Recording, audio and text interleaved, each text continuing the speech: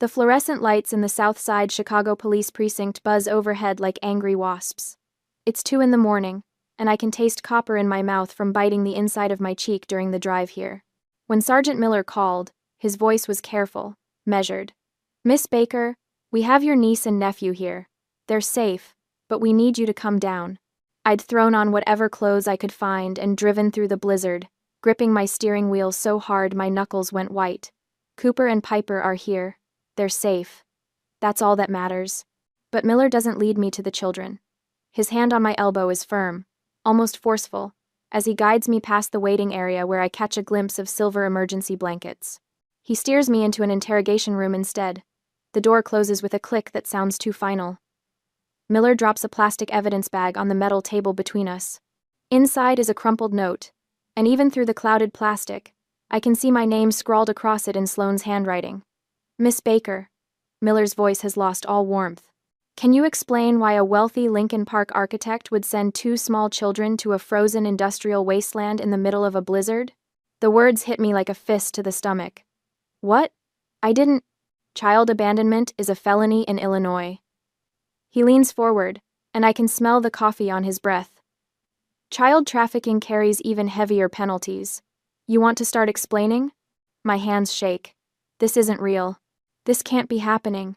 There's been a mistake, I say, but my voice comes out strangled. "I live at 2400 North Clark, Lincoln Park. The children, where were they found?" Miller's eyes don't leave my face. 2400 South Clark Street, an abandoned industrial park, during a blizzard warning, dressed in summer clothes. The difference hits me like ice water.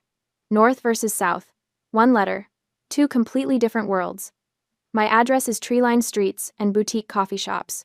South Clark at that number is warehouses and broken streetlights and nowhere a child should ever be, especially not at night, especially not in January. I have to stop, breathe. I told my sister no. I sent her an email. I have proof. Miller crosses his arms. "People send emails to cover their tracks all the time, Miss Baker. You'd be surprised how often we see that. 12 hours ago, I was at my drafting table, racing against a deadline that could make or break my career. The city park bid. 3 years of work, compressed into one final presentation due Monday morning. When Sloane called, I was eyebrow deep in elevation drawings. "Wren, thank God you answered." Her voice had that manic edge I've learned to recognize. "I need you to watch Cooper and Piper tonight. Preston surprised me with a trip to Aspen and we're leaving in 2 hours. I can't. I told you last week I have that deadline. This is important, Wren. Family is important." The familiar guilt tried to claw its way up my throat, but I'd swallowed it down. "I will not be home tonight. Do not bring them to my apartment. I will not answer the door." I'd hung up and immediately sent an email at 3:30 p.m., just to be clear, just to have it in writing. "I will not be home. Do not bring them. I will not open the door." Now Miller is watching me like I'm a liar, like I'm the kind of person who would endanger children. "The email could have been sent after the fact," he says. "Or you could have changed your mind and panicked when they didn't show up. Can I see them?" My voice cracks. "Please, I need to see that they're okay." Something shifts in Miller's expression. Maybe it's the desperation in my voice. Or maybe he's just giving me enough rope to hang myself. He stands up. "Follow me." I push back my chair and follow him down the hall to a darkened observation room. Through the one-way glass, I see them. Cooper is wrapped in one of those silver emergency blankets, the kind marathoners wear. He's shaking so hard I can see it from here, his whole body convulsing with cold or shock or both. Piper sits next to him, clutching her stuffed bear, and her eyes are vacant, empty, like she's somewhere else entirely, somewhere her mind had to go to survive what happened tonight. My knees buckle. I catch myself on the glass. That fog descends, the one that's been my companion for 28 years. The voice that whispers, "Fix this. Protect Sloane. Take the blame. You're the responsible one. That's your job." I could do it. I could tell Miller it was all a misunderstanding, that I'd meant to say yes, that the address confusion was an honest mistake. I could make this go away for everyone. Everyone except Cooper and Piper. The Uber driver, Miller says behind me, was told their father was waiting for them. She dropped them at the curb and drove away. I close my eyes. "You should thank God for Mr. Henderson." the night security guard at the industrial park. If he hadn't heard them banging on his booth, screaming for help. Miller pauses, lets the silence fill in what he's not saying. You'd be identifying bodies at the morgue right now, Miss Baker. 2 frozen children. The blood drains from my face so fast I have to grip the windowsill. This wasn't a mistake. This was calculated. Sloane knew I said no. She read that email I checked, and the read receipt showed 3:47 p.m. She'd opened it, absorbed every word, and then she'd done this anyway. Punishment for daring to set a boundary. Punishment for choosing my career over her convenience. She'd sent them to die. I turned to face Miller. My hands are still shaking, but my voice is steady. I didn't call that Uber. I have the email I sent refusing to babysit. I have proof I told her no. I meet his eyes and don't look away, and I'm not covering for her this time. The words feel like stepping off a cliff. 28 years of conditioning, of being the good daughter, the reliable sister, the family fixer, all of it crumbles away. Miller studies my face for a long moment. Then he motions back toward the hallway. Let's go back to the table, Miss Baker. We'll start from the beginning. Miller's phone sits on the metal table between us like a grenade. You said you can prove you told her no. Let's see it. My fingers fumble with my phone, pulling up the email thread. The timestamp glares back at me. 3:30 p.m. Read receipt. 3:47 p.m. I slide the phone across to Miller, watching his eyes scan the words I'd typed 12 hours ago, back when I'd still believed a clear boundary might be enough. I need to make a call, I say. My voice sounds hollow. Declan, her husband, he's in Cleveland for a conference. He can verify I never agreed to this. Miller studies me for another long moment, then nods. FaceTime. I want to see his face when he answers. My hands shake as I dial. The phone rings once, twice. Then Declan's face fills the screen, the quiet hum of a hotel room behind him. He rubs his eyes, looking exhausted. Ren? His voice is rough with sleep. I just got into Cleveland. It's 3 a.m, what? Miller leans into the frame. Mr. Montgomery, this is Sergeant Miller, Chicago Police. I need you to verify something for me. Did your wife tell you that her sister agreed to watch your children tonight? Declan's face goes white. Actually white, like someone pulled a plug and drained all the blood out. Watch the kids? Ren's working tonight. She told Sloane she couldn't. He stops. I watch understanding crash over him like a wave. Where are Cooper and Piper? Safe, Miller says. Barely. They were dropped off at an abandoned industrial park on the south side during a blizzard. We found them at 2400 South Clark Street. South Clark? Declan's voice cracks. Ren lives on North Clark. How did... Another pause. Longer this time. When he speaks again, his voice is ice. I need to access my home security system. Ring camera. Give me 2 minutes. Miller and I sit in silence while Declan works. I can hear him typing, muttering under his breath, the fury building in each keystroke. Then my phone buzzes. A video file. Miller opens it on his department laptop. The timestamp reads 5 p.m. Our house. The front door. Sloane staggers into frame. A wineglass dangles from her left hand, the stem gripped so loosely it's a miracle it doesn't shatter on the floor. She's swaying, actually swaying, like a tree in high wind. Cooper appears, his voice small on the recording. Mommy, where's our coats? She doesn't answer, just pushes him toward the door with her free hand. Piper comes next, wearing a summer dress in January. Sloane shoves them both outside and the door slams. Not once does she look at her phone. Not once does she check the Uber destination. She sends her children into a blizzard in summer clothes and goes back inside for more wine. Miller's jaw tightens. I'll need that file sent to this email address. Already done, Declan says through the phone. His voice sounds like gravel. I'm getting on the next flight back. Don't let her anywhere near my kids. The call ends. Miller closes his laptop with a click that echoes in the small room. You're cleared, Miss Baker. I'll need your formal statement, but you're not being charged. He stands. Your sister, however, will be arrested for child endangerment the moment we locate her. The relief should feel bigger. Instead, it's just a small crack of light in a very dark room. 4 hours later, I'm sitting in the precinct's waiting area when they arrive. Preston and Lenore Baker sweep through the doors like they own the building, their designer luggage still tagged from the airport. They must have turned around mid-flight when Miller contacted them. They walk right past the room where their grandchildren are wrapped in blankets, still shaking. Walk right past them without a glance. Preston spots me and changes trajectory. Lenore follows, her heels clicking on the linoleum like a countdown. "Ren," Preston's voice is clipped. "We need to talk. Privately. I'm not leaving the children. The children are fine." Lenore's hand lands on my arm, perfectly manicured nails digging in just enough to hurt. "What we need to discuss is damage control. Do you have any idea what this will do to Preston's company stock if it hits the police blotter?" I stare at her. "Your grandchildren almost froze to death." "Don't be dramatic." Preston pulls out his checkbook.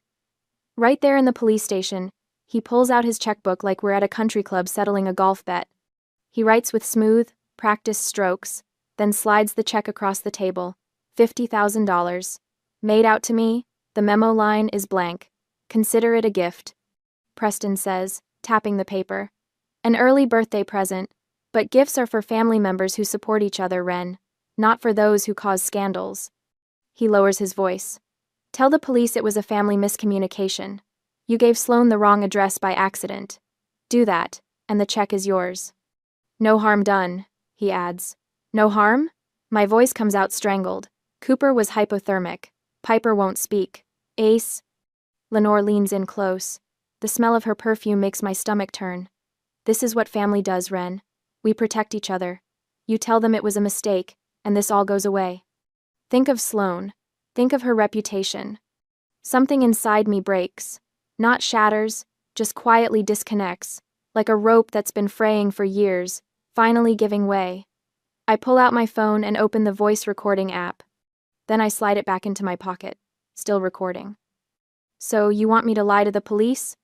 I say clearly. "Tell them I gave Sloan the wrong address, in exchange for $50,000. Preston's face flushes. "Don't make this sound sordid. We're offering to forgive your student loans." "A gift in exchange for perjury." "Think about the family," Lenore hisses. "Think about everything we've done for you." I pick up the check. For a moment, I just look at it. A $50,000. My student debt, gone. The pressure, gone. All I have to do is lie. All I have to do is let them win one more time. I tear it in half. The sound is surprisingly loud in the quiet waiting area. Preston's face goes from red to purple. "I'm not covering for her anymore," I say.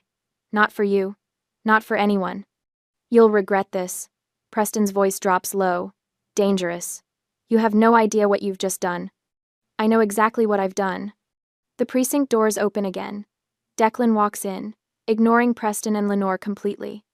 He looks ragged, like he ran all the way from O'Hare, but he goes straight to the room where the children are, drops to his knees, and pulls them both into his arms. The first parent to prioritize them all night. Behind him, a woman in a charcoal suitcase enters. Elena Russo. The family law attorney I called 2 hours ago while sitting in this waiting area, watching my parents' true natures reveal themselves.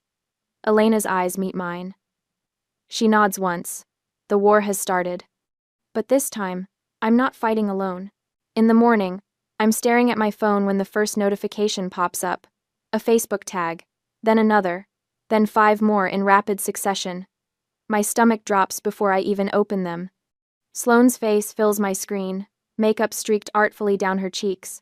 The photo is professionally lit, like she waited for the golden hour to post her misery. The caption makes my hands shake. "When your own sister turns against you during the darkest moment of your life, I trusted her with my babies. I don't understand what went wrong. Praying for understanding and forgiveness." The comments are already piling up. Dozens of them. Hundreds. "Oh my God, Sloan, I'm so sorry. Family should stick together. This is awful. What kind of sister does this?" My phone rings. Aunt Carol. I silence it. It rings again. Uncle Jim, then Cousin Beth, then numbers I don't even recognize. I'm sitting on my apartment floor in yesterday's clothes, watching my entire extended family turn against me in real time, when my work phone buzzes. Marcus wants to see me. Now. The elevator ride to the senior partner's office feels like riding to my execution. I've worked at this firm for 6 years, clawed my way up from intern to associate. The city park bid was supposed to be my breakthrough, proof I could handle major projects. Now I'm about to lose everything because my sister is a monster, and my parents have money. Marcus's assistant won't meet my eyes as she waves me in. He's standing at his window overlooking the Chicago River, hands clasped behind his back. On his desk, I can see the glow of his laptop screen. Sit down, Ren. I sit. My throat is so tight I can barely swallow. Marcus turns around, and I brace for the words. We have to let you go. The firm's reputation. I'm sure you understand. Instead, he rotates his laptop to face me. The email is from Preston Baker. Subject line: urgent matter regarding employee conduct. I skim it. Each word a fresh knife wound. Child endangerment. Police investigation. Unfit to represent the firm. The contract he's referencing, $2.3 million for a mixed-use development in Evanston, sits there like a threat. Keep Ren Baker employed, lose the contract.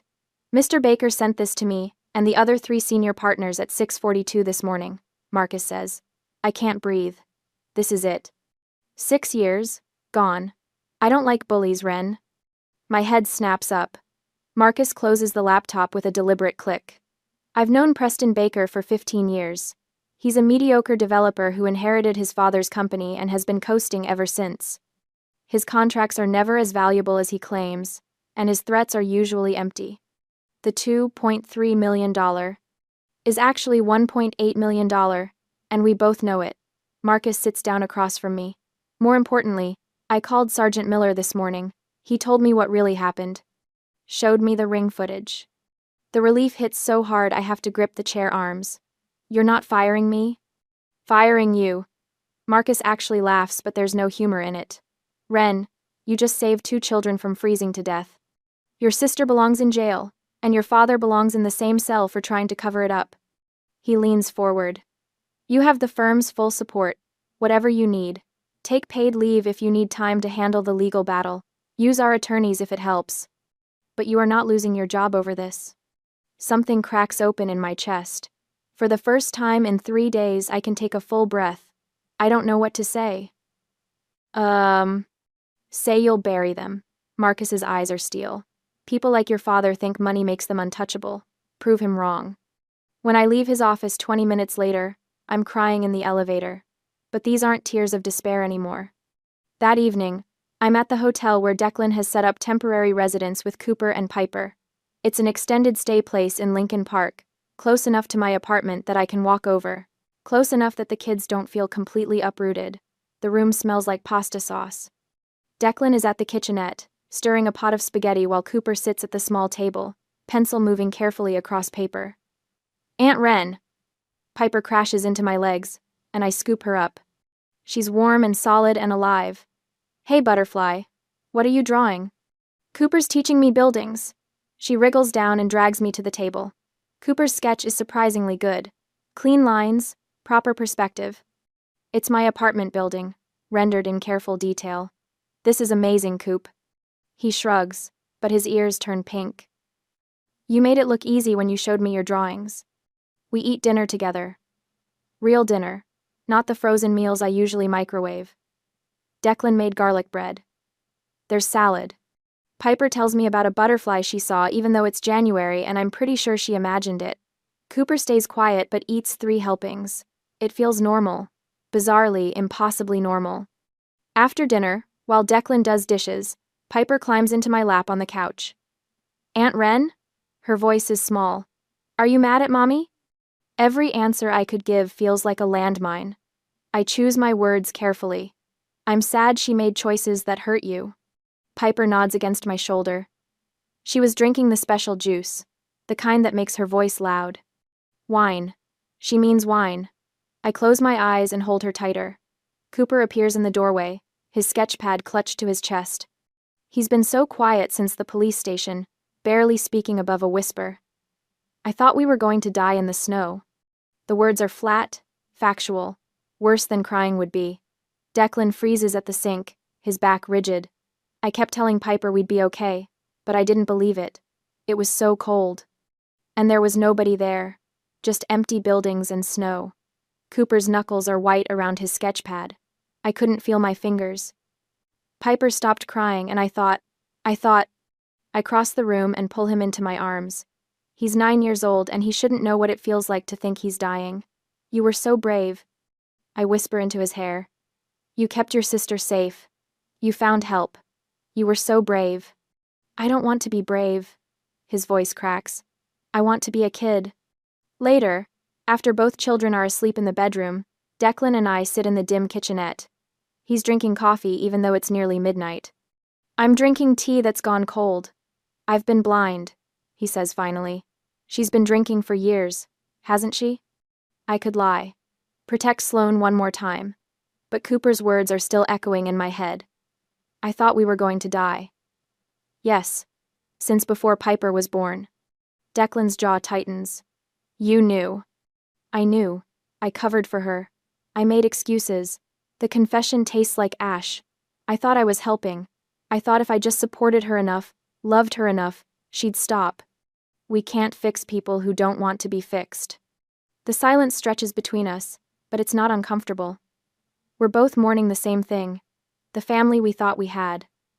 I'm filing for sole custody tomorrow, Declan says. My phone buzzes before I can respond. Elena Russo, texting at midnight. Sloane filed an emergency motion for immediate return of the children, hearing in 10 days.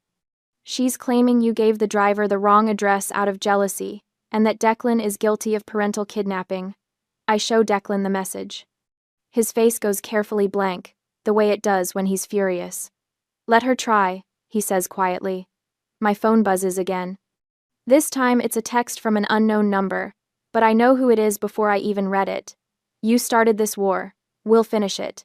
Preston. I look at Declan. He's staring at the bedroom door, where his children are finally sleeping peacefully for the first time in days. Are we ready for this? I ask. We're protecting the children. His voice is steady. Final. Whatever it takes. The next morning, Elena's office smells like old books and strong coffee. We sit in leather chairs that probably cost more than my monthly rent, and she's laying out her battle plan with the precision of a surgeon marking incision points. We're not going for the knockout in the preliminary hearing, she says, sliding a yellow legal pad across the desk. Her handwriting is sharp, angular. We're setting a trap. Declan leans forward. But we have the email, the ring footage. We can end this now. The footage shows negligence, maybe intoxication, Elena counters, tapping her pen against the pad.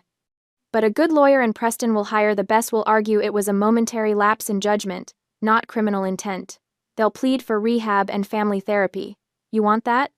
No, I say instantly. Then we need her to lie, Elena says. If she testifies under oath that you agreed to watch them, and we prove she's lying, that destroys her credibility completely. It proves she's manipulative and unfit. That's how we get full custody, not just temporary. She looks between us. She'll feel confident, she'll double down. And when we prove she lied under oath in the custody trial, Judge Okonkwo will throw the book at her. Declan's jaw tightens.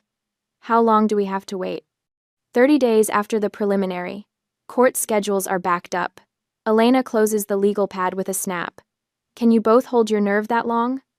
Kind. I think about Cooper's shaking hands, Piper's vacant stare through the police station glass. I think about Sloane's wine glass caught on camera, the way she shoved them out the door into a blizzard. Whatever it takes, I say.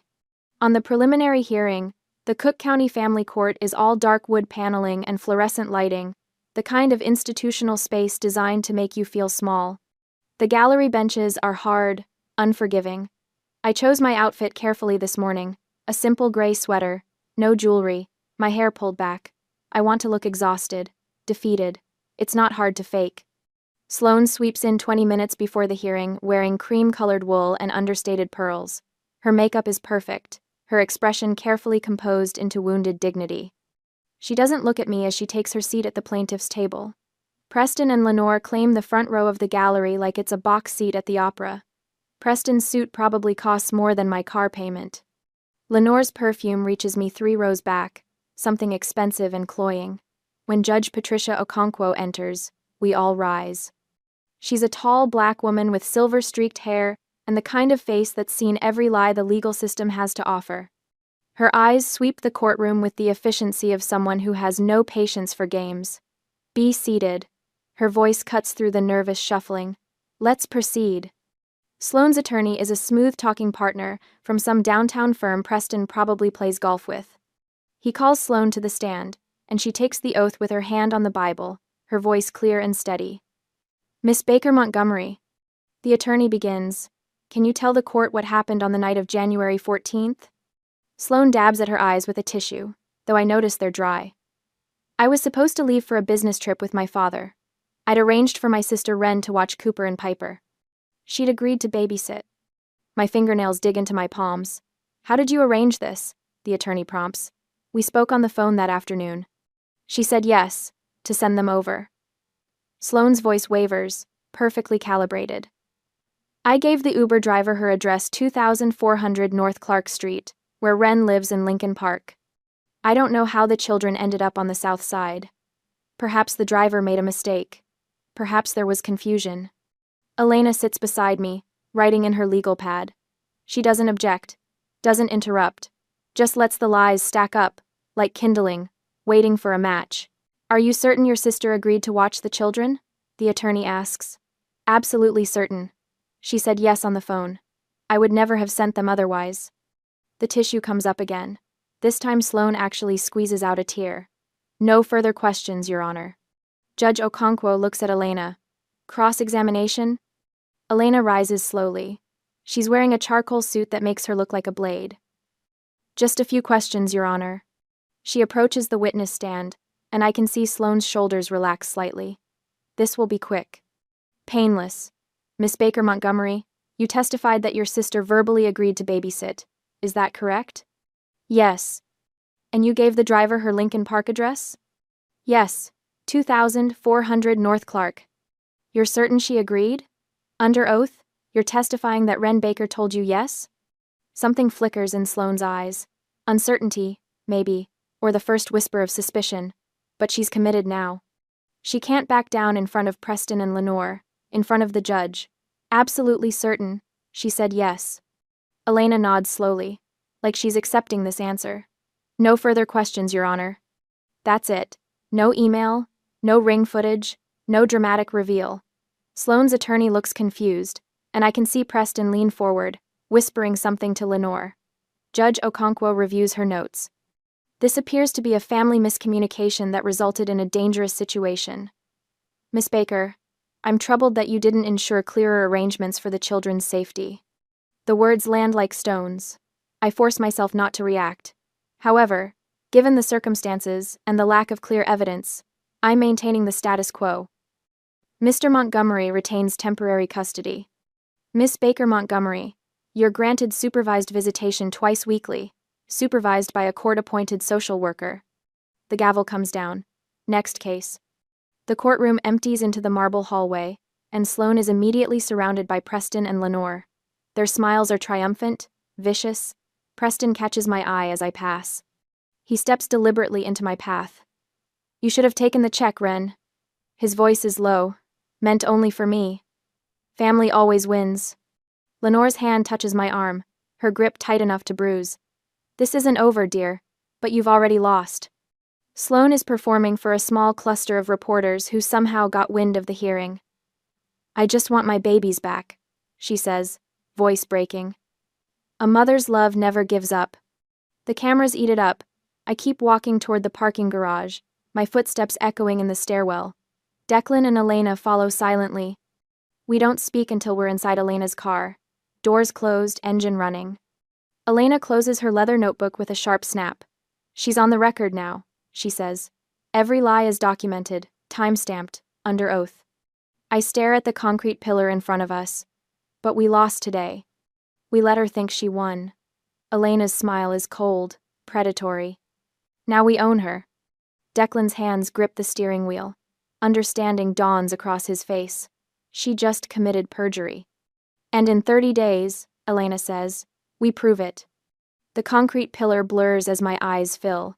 Not with defeat, with something sharper, cleaner, hope. On the second confrontation, The courtroom feels smaller this time, more suffocating. Maybe it's the press packed into the gallery, their cameras clicking like hungry insects. Maybe it's the way Preston sits front and center, his charcoal suit pressed sharp enough to draw blood, that same smug smile playing at his lips.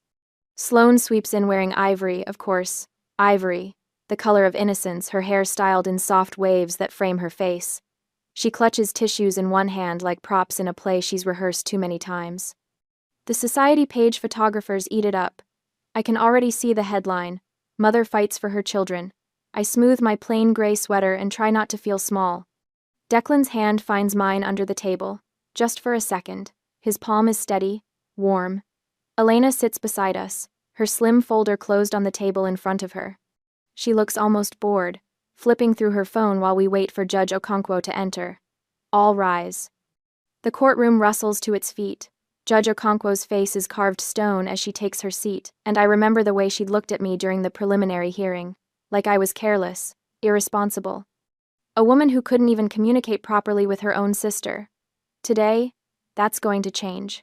"Miss Russo," the judge says, "you may call your first witness." Elena stands, and there's something predatory in the way she moves. "Your Honor, I'd like to recall Sloane Baker Montgomery to the stand." Sloane's attorney objects, of course, but the judge waves him off. Sloane walks to the witness stand with her chin high, confident. She thinks this is just cleanup, a formality before her inevitable victory. The bailiff reminds her she's still under oath from her earlier testimony. "Mrs. Montgomery." Elena begins, her voice deceptively gentle. "During the preliminary hearing last month, you testified under oath about the events of January 14th. Is that correct?" "Yes." Sloane's voice is steady. "And you stated that your sister, Wren Baker, verbally agreed to babysit your children that evening, correct?" "That's right." Sloane glances at the jury, playing wounded. She said yes, and then she just wasn't there. "And you gave the Uber driver her address? 2400 North Clark Street?" "Of course I did." Sloane's confidence grows. "I would never send my children to the wrong place. I'm their mother." The courtroom murmurs its approval. Preston nods, satisfied. Elena turns to the screen, mounted beside the judge's bench.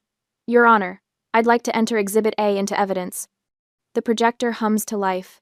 An email fills the screen, and I watch Sloane's face drain of color as she reads her own name in the recipient line.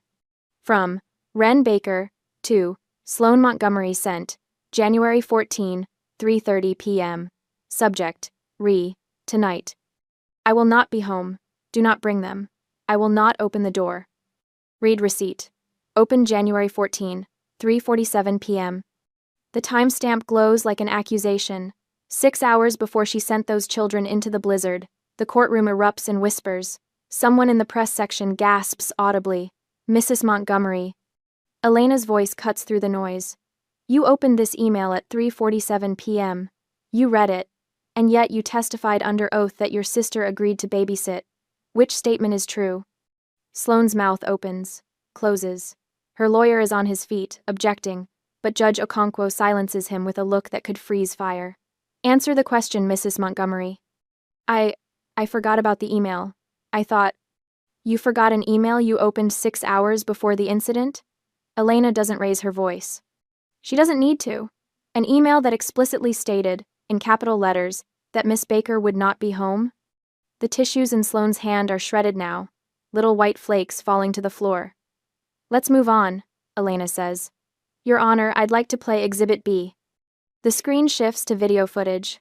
I recognize the angle immediately, the ring camera from Sloane and Declan's front door. The timestamp reads 5 p.m. The Sloane on screen is nothing like the Sloane on the witness stand.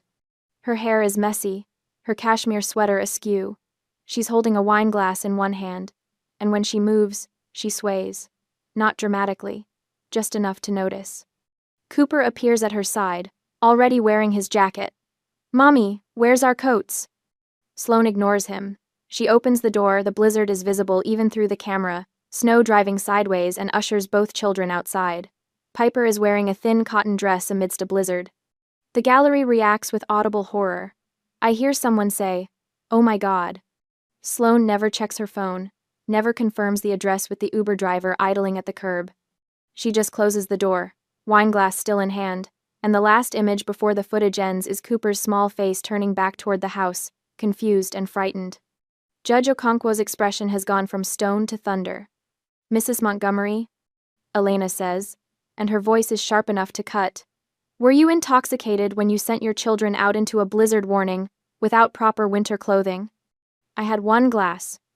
"1 glass? The footage shows you holding wine at 5 p.m., hours before your scheduled flight. How many glasses had you consumed by that point?" Sloane's lawyer tries to object again.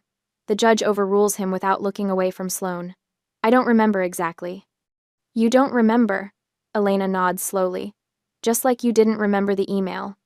My hands are clenched so tight my nails cut into my palms. Declan's breathing has gone shallow beside me.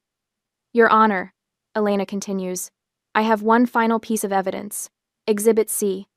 She presses play on the audio file, and Preston's voice fills the courtroom, crystal clear, unmistakable. "Consider it a gift, an early birthday present." My mother's voice follows, saccharine and poisonous. "Tell them you gave her the wrong address. These things happen."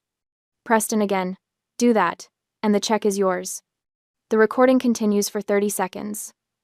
30 seconds of my parents trying to buy my silence, to make me complicit in endangering their own grandchildren. Preston is on his feet, his face purple. "That recording is illegal. She didn't have permission." "Your conversation took place in a police station waiting area, Mr. Baker," Judge Okonkwo says, and her voice could shatter glass. "There is no reasonable expectation of privacy in a public municipal building. The recording is admissible. Sit down." He sits. The judge turns to Sloane. "And I've never seen anyone look so small on a witness stand. Mrs. Montgomery, you have committed perjury in my courtroom. You have demonstrated a pattern of reckless endangerment of your own children. You have shown a willingness to lie under oath to obtain custody of children you nearly killed through negligence." She pauses, and the silence is deafening. "Bailiff, detain the witness." Sloane screams, actually screams, a high-pitched wail that echoes off the wood-paneled walls. Her lawyer is protesting, but 2 bailiffs are already moving toward the witness stand. "Your Honor, please. You will be charged with perjury, child endangerment, and reckless conduct." Judge Okonkwo continues, her voice cutting through Sloane's sobs. "You have betrayed every trust placed in you as a mother and as an officer of this court." The bailiffs take Sloane by the arms. Her mascara is running now, black streaks down her ivory dress. She's crying real tears, the kind that come from genuine fear rather than performance. The press is going wild, cameras flashing, voices shouting questions. Preston tries to stand, to say something, but Judge Okonkwo's glare pins him to his seat like a butterfly to cork. "As for the custody matter," the judge says, turning to her notes, "I am awarding sole legal and physical custody to Declan Montgomery, effective immediately. Sloane Montgomery's parental rights are terminated pending the outcome of her criminal trial." She looks at me, and for the first time, there's something almost kind in her expression. "Wren Baker is designated permanent emergency guardian, Mr. and Mrs. Preston Baker. Your visitation rights are suspended pending psychological evaluation. All court costs, and Miss Baker's legal fees, are the responsibility of Mrs. Sloane Montgomery." The gavel comes down like a gunshot. Sloane is let out in handcuffs, still crying, her perfect hair coming undone. Preston and Lenore sit frozen, their empire of control crumbling around them in real time. The press swarms them, microphones thrust forward, questions overlapping in a cacophony of scandal. Declan pulls Cooper and Piper close. They've been waiting in the hallway with a court advocate, but someone brings them in now, and Piper runs straight to her father's arms. "I'm crying. I can't help it." But these aren't tears of triumph, they're relief. Pure, overwhelming relief that it's finally over. Elena closes her folder with a quiet snap and gives me the smallest nod. Justice served. 3 years pass like water finding its level. The trees along Lincoln Park turn gold again, the 3rd autumn since that frozen night, and I'm standing in the crowd at Millennium Park watching Mayor Reyes cut the ribbon on the Safe Harbor Garden. The design won the city bid. My design, the one I almost sacrificed to answer Sloane's call that January night. Reporters cluster around the mayor, cameras flashing, but I'm watching the children streaming toward the play structures. The centerpiece is a climbing tower with protective netting, inspired by Cooper's hotel sketches during those first terrible days. Not a memorial, a sanctuary. Marcus claps me on the shoulder. Hell of a thing, Baker. Your name's going on a plaque. I shake my head, throat tight. The work speaks for itself. That evening, I stand in my kitchen chopping vegetables for Sunday dinner, while Cooper sketches elevation drawings at my table. He's 12 now, all gangly limbs and serious concentration. His pencil moves with the same precision I use on blueprints. Aunt Wren, how do you make the perspective lines converge without them looking wobbly? I lean over his shoulder, guiding his ruler placement. Anchor your vanishing point first. Everything else follows. The downstairs door opens and Piper barrels in, paint splattered across her art class smock. She's 9, no longer the hollow-eyed child from the police station. Her laughter fills the kitchen as she shows me her watercolor of the Chicago skyline. It's for your office, she announces. So you remember us when you're being important. Declan follows, carrying groceries for dinner. We live in a 2-flat now, separate apartments but shared meals, shared lives, not romance, something better.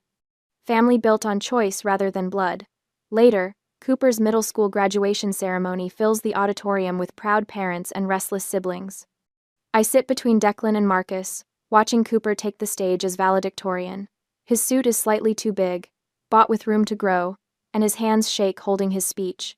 Real family, he says, voice cracking then steadying, are the people who show up when you're scared. His eyes find mine in the crowd. I'm crying before I can stop myself, and Declan squeezes my hand. The standing ovation thunders through the auditorium. Cooper grins, embarrassed and proud, and I think about the shivering boy in the silver blanket, how far we've traveled from that frozen night. My journal entry that night is short. I used to think love meant accepting everything. Now I know love requires boundaries. The next afternoon, Cooper sprawls on my couch, troubled. My friend Jake, his mom keeps borrowing money from him, like his birthday money, his summer job savings. Is that normal? I set down my coffee carefully. What does Jake say about it? He feels guilty saying no. She's his mom. The familiar trap. I recognize it like my own reflection. You can love someone and still protect yourself, Cooper. Those two things aren't opposites. He considers this, then nods slowly. The lesson landing. The cycle breaking. I never responded to Preston and Lenore's letters. They arrived monthly at first, then quarterly, then stopped. Peace found me in distance, not reconciliation. Some relationships don't heal, they just end. The news about Sloan reaches me through Elena's network, remarried to Dr. Brandon Wells, a Connecticut surgeon, a new baby Emma, a fresh start built on hidden truths. Until the baby fell from a changing table. A minor bump, a precautionary hospital visit, a routine background check. The CPS flag appeared like a ghost. Termination of parental rights, severe neglect, Illinois 2022. Elena called to tell me, Wells' parents have emergency custody, he's filing for divorce, the past doesn't stay buried, Wren. I feel nothing, not satisfaction, not pity, just the clean emptiness of a closed chapter. The evening of Cooper's graduation, the three of us stand on my balcony watching the sun set over Chicago. The skyline glows copper and gold, the same colors as the autumn leaves in the park we built together. Cooper suddenly wraps his arms around me, tall enough now that his chin reaches my shoulder. Thanks for not taking the money, he whispers. My chest tightens. Thanks for being brave enough to tell the truth. Declan's arm comes around both of us, solid and sure. We built something better than what broke.